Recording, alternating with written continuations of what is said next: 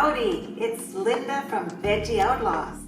Today we're making Basil Cashew Crème Fraîche. So hop on board, let's get cooking.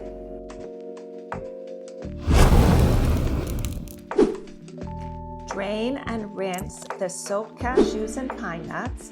Add to a food processor. Add 2 tablespoons cashew milk and 2 tablespoons chopped basil leaves. Add 1 tablespoon lemon juice and 1 1/2 teaspoon coconut oil. Add 1 teaspoon lemon zest, 1/4 teaspoon each of salt, dried mustard, and a pinch of ground nutmeg.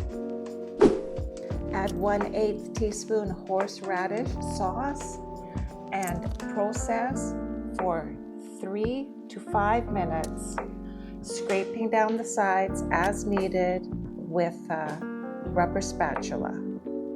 Refrigerate until needed, and when ready to serve, add a drizzle of olive oil and a few slices of diced red pepper.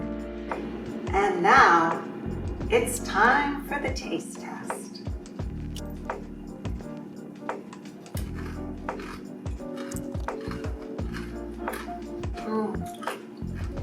So good.